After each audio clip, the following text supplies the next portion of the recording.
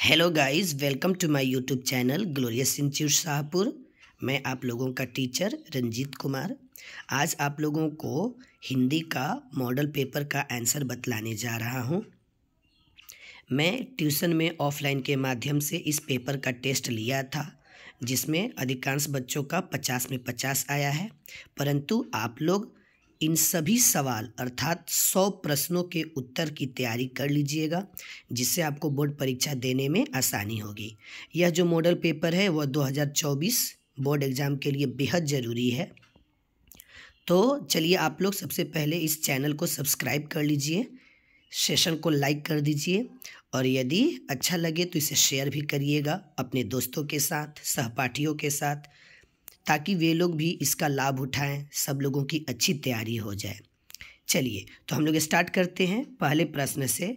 बाल कृष्ण भट्ट कैसे व्यक्ति थे, किस स्वभाव के व्यक्ति थे? तो इसका सही जवाब होगा बी, उग्र स्वभाव के व्यक्ति थे।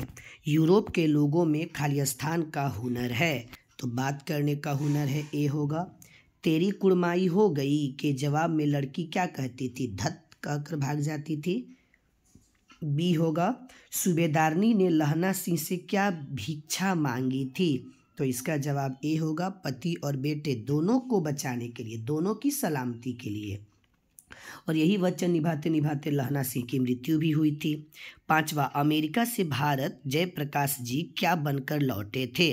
तो पांचवा का सही जवाब होगा डी, घोर कम्युनिस्ट बनकर।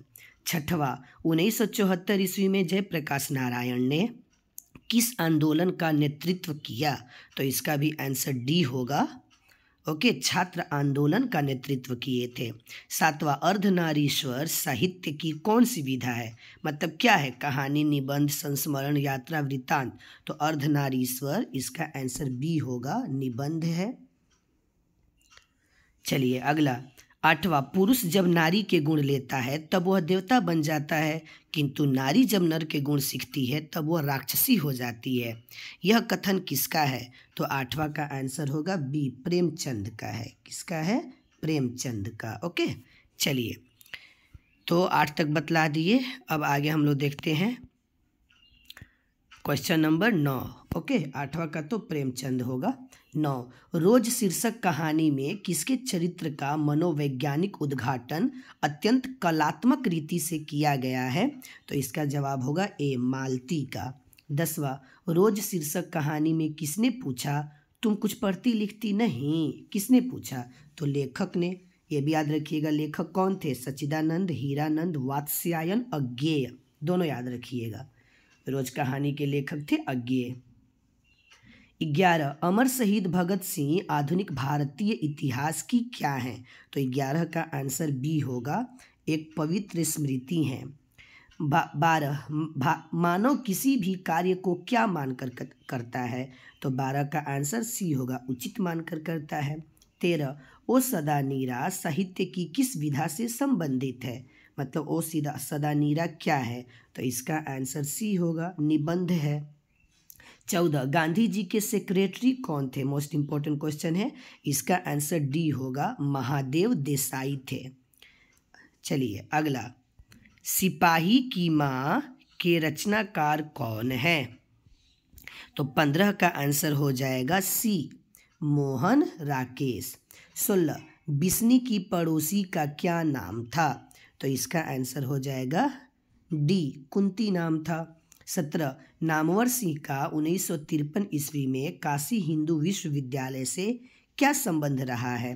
तो 17 का आंसर बी हो जाएगा, वे क्या थे? अस्थायी व्याख्याता थे।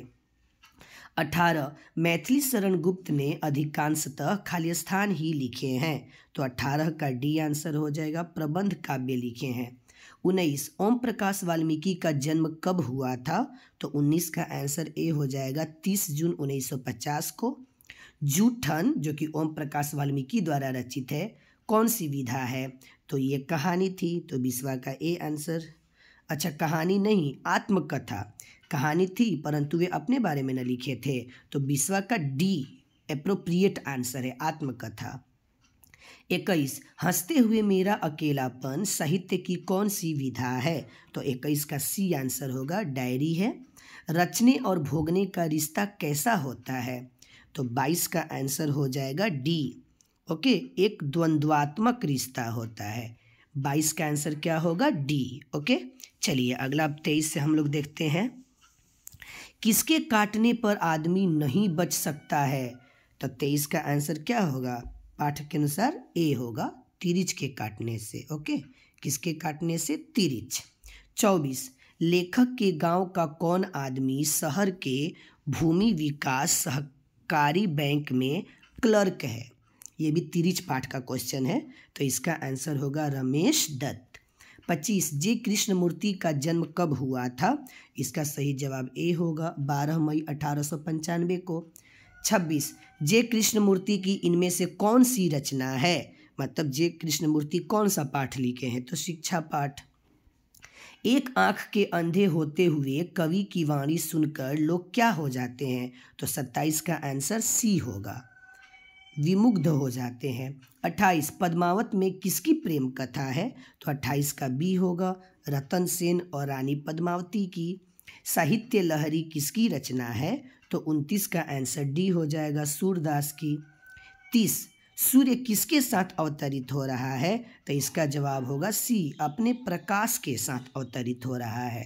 ओके, चलिए तुलसीदास के माता पिता का क्या नाम था? तो देखिए ऑप्शन ए और बी एक ही जैसा है, इधर उधर क्रम दिया है, तो क्वेश्चन में पहले माता आया है, तो आत्माराम दुबे माता थोड़ी न थी, हुलसी माता थी ना, तो 31 का सही जवाब बी होगा। ओके, 31 का सही जवाब बी होगा।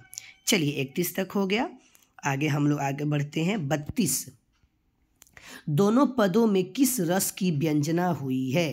तो यहाँ दोनों गलत है, यहाँ दोनों के स्थान पर हो जाएगा कवित। ओके, कवित के दोनों पदों में किस रस की व्यंजना हुई है? सवाल एरर है, ध्यान दीजिएगा आप लोग। तो 32 का सही जवाब सी होगा, वीर रस। 33 सूरदास के प्रेम भरे वचनों में किस प्रकार के अर्थ हैं? तो 33 का आंसर होगा सी, अद्भुत तुक भरे। 34 नाभादास जी किस धारा के संत थे? तो 34 का आंसर सी होगा, वैष्णव दर्शन के। 35 शिवाजी की तलवार म्यान से निकलने पर क्या देती है? तो 35 का आंसर होगा डी, प्रलय कर देती है। ओके, 36 भूषण की कविता कौन सी है? तो 36 का आंसर होगा ए, कवित, ऊपर भी आप लोग को बताए क्वेश्चन नंबर 32 में। 37 तुमुल कोलाहल कलह में इसके रचनाकार कौन है? तो 37 का आंसर ए होगा, जयशंकर प्रसाद। 38 कामायनी क्या प्रस्तुत करती है? आत्मगान प्रस्तुत करती है, 38 का सी आंसर होगा। 39 खोया हुआ खिलौना प्रयोग हुआ है किसके लिए? तो इसका आंसर होगा निधन हुए बेटे के लिए। ये जो थी सुभद्रा कुमारी चौहान अपने मरे हुए बेटे के लिए न खोया हुआ खिलौना का प्रयोग किए कि मेरा अब तक खोया हुआ खिलौना वापस नहीं लौट कर आया। ओके, सुभद्रा कुमारी चौहान। पुत्र वियोग कविता का नाम है, याद रखिएगा। 40 माँ बेटे को किस भय से अपनी गोद से नहीं उतारती थी? तो 40 का आंसर हो जाएगा ए, ठंड लग जाने के कारण, फिर भी तो वह नहीं बच पाया। उषा शीर्षक कविता में उषा का गतिशील चित्रण किसके द्वारा प्रस्तुत किया गया है? तो 41 का आंसर होगा डी, बिंबों द्वारा। 42 प्रातः नभ कैसा था? तो 42 का आंसर होगा ए, नीले शंख के जैसा। 43 आदमी एशिया, यूरोप, अमेरिका जहाँ भी रहे कौन वहाँ अवश्य रहता है? तो 43 का आंसर होगा सी, हिंदुस्तानी। ओके, 44 चारों ओर हिंदुस्तान, चारों ओर हिंदुस्तान, ऐसे कविता में था। 44 जनता पूरे विश्व में क्या देखना चाहती है? तो 44 का आंसर होगा ए, शांति और सौहार्द। इनमें से कौन सी कृति रघुवीर सहाय की है? यहाँ सही लिखा है, सहाय होना चाहिए। ओके, सहाय की है, तो 45 का आंसर हो जाएगा डी, अधिनायक। 46 तानाशाही शासन का शिकार होने का डर किसे है? तो 46 का आंसर हो जाएगा डी, हरचरना को। ओके, 47 इनमें से कौन सी रचना शुक्ल जी की है? विनोद कुमार शुक्ल वही है। ओके, चलिए तो 47 का आंसर हो जाएगा ए, 47 का ये ए होगा, अतिरिक्त नहीं। ओके, चलिए अगला 47 तक हो गया। अगला 48 नंबर से देखा जाए, याद करते जाइएगा आप लोग। ओके, 48, बिटिया बताती है लोहा किसमें है, तो 48 का आंसर होगा डी, सब बताती है, चिमटा में, कलछुल में, जंजीर में, सेफ्टी पिन, अलगनी यानी रगनी जिस पर भैया की सूखी चड्डी सूख रही है, कड़ाही, कब्जा, सब वही बताती है। 49 नंबर, कवि किसके प्रसंग में हार जीत को लेकर कहता है कि इसे जीत मानकर शासक वर्ग जश्न मना रहा है, किसे लेकर, तो 49 का आंसर होगा डी, हार को लेकर।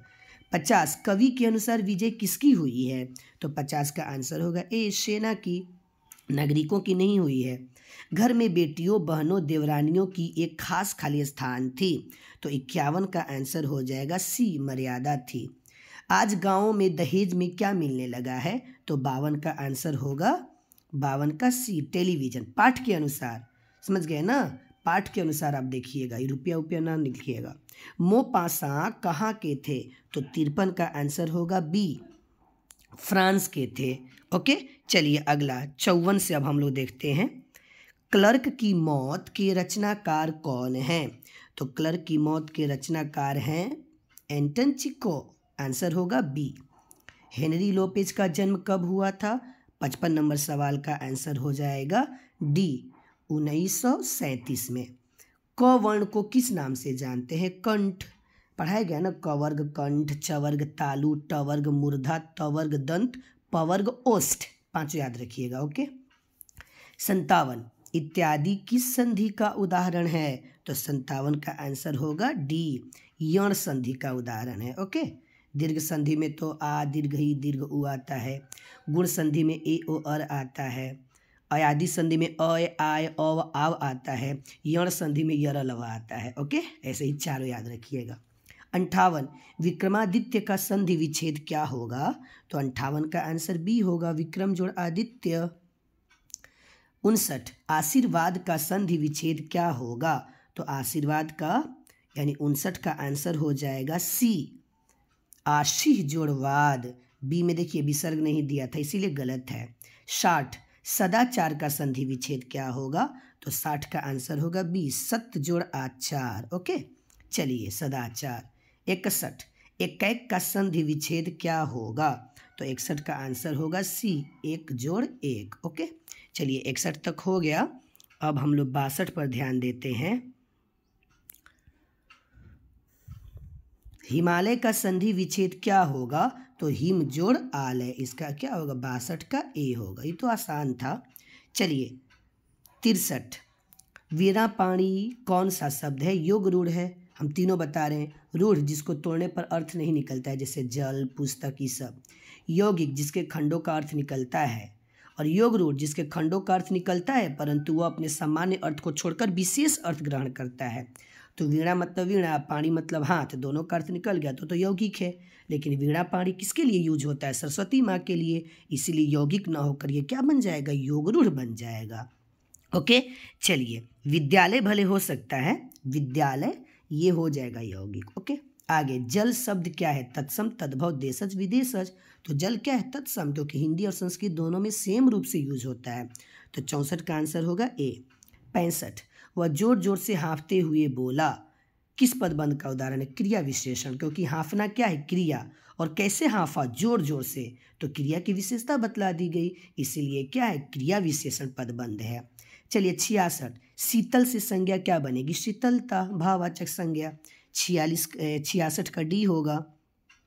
चलिए अगला 67, संसार क्या है, कौन सी संज्ञा है, तो 67 का आंसर होगा बी, जातिवाचक, जैसे देश, नगर, गांव, वैसे ही संसार क्या है, जातिवाचक।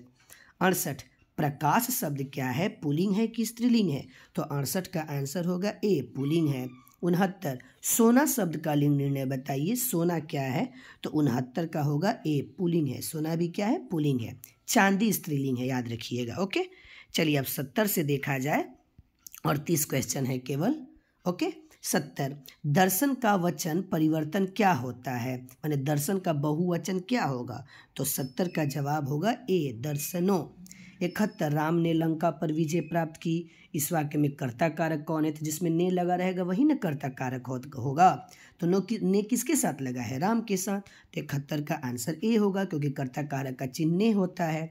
72 आप क्या कर रहे हैं? इस वाक्य में क्या क्या है? तो प्रश्नवाचक सर्वनाम है, सवाल पूछ रहा है। 72 का आंसर ए होगा। 73 आसमान का विशेषण क्या होगा? तो आसमानी बी होगा 73 का। 74 समाज का विशेषण क्या होगा? सामाजिक डी होगा। 75 हृदय का विशेषण रूप क्या है? तो 75 का आंसर बी होगा, हार्दिक। ओके, चलिए 76 10 घोड़े दौड़ रहे हैं।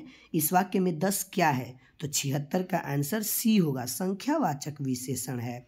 ओके, क्योंकि 10 घोड़ों को गिन सकते हैं, परिमाण नहीं है, मात्रा नहीं है, संख्यावाचक विशेषण है। तो 76 का आंसर हो जाएगा गाइज सी। ओके, चलिए अब 77 से देखते हैं। अति किस भाषा का उपसर्ग है? अति, अच्छा मेन क्या है? संस्कृत का उपसर्ग है अति। ओके, हिंदी में भी यूज होता है। तो 77 का ए होगा। 78 उपदेश में कौन सा उपसर्ग है? उपदेश के पहले लगा है। 79 अतियुक्ति में कौन सा उपसर्ग है? तो ऐसे नहीं पता चलेगा, इसका संधि विच्छेद करिए। इसका संधि विच्छेद होता है अति जोड़ उक्ति, तो डी हो जाएगा 79 का डी। बहुत सारे ऐसे शब्द हैं जो डायरेक्ट नहीं पता चलते हैं, संधि विच्छेद करने के बाद पता चलते हैं। 80 पराक्रम में कौन सा उपसर्ग है? परा, ये तो आसान है, 80 का बी। 81 प्रकाशित में कौन सा प्रत्यय है? इत प्रत्यय। तो इत तो ए में भी है, बी में भी है। तो ऊपर देखिए प्रकाशित श में हर्स्व ई लगा है, तो 81 का ए हो जाएगा। 82 दयामय में किस प्रत्यय का प्रयोग किया गया? तो दयामय, तो दया में मैं जुटा हुआ है, तो 82 का आंसर बी हो जाएगा। 83 बड़प्पन में कौन सा प्रत्यय है? अपन प्रत्यय है, डी हो जाएगा इसका आंसर। ओके, नाको चने चबवाना मुहावरे का अर्थ क्या होगा? तो 84 का आंसर डी, खूब परेशान करना। ओके, चलिए 85 नंबर से अब देखा जाए। विजय पर्व का समास विग्रह क्या होगा? तो विजय का पर्व सी होगा इसका।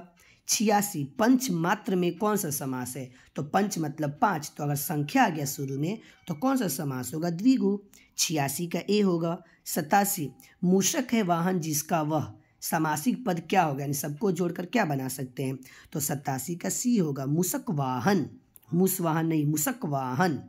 ओके, चलिए अगला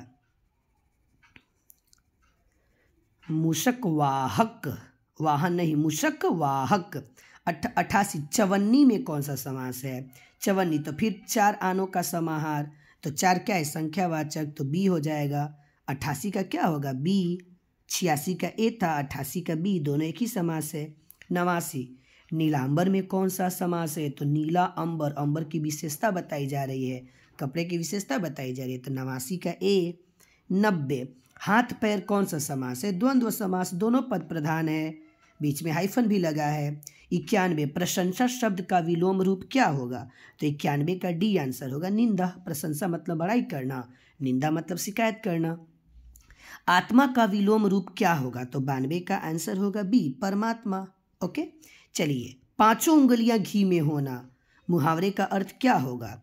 तो 5 उंगलियां घी में होना, इस मुहावरे का अर्थ होगा लाभ ही लाभ होना।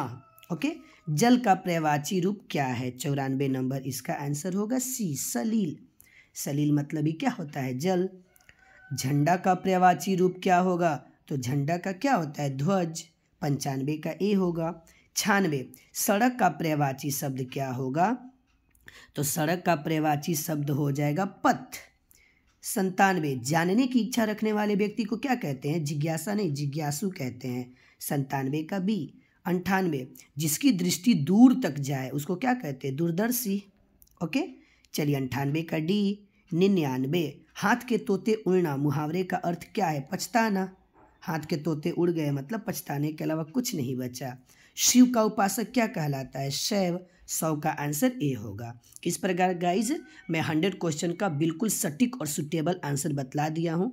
आशा करता हूँ यह वीडियो अच्छी लगी होगी। आप लोग लाइक करिएगा, सब्सक्राइब और दोस्तों के साथ शेयर जरूर से ज़रूर करिएगा।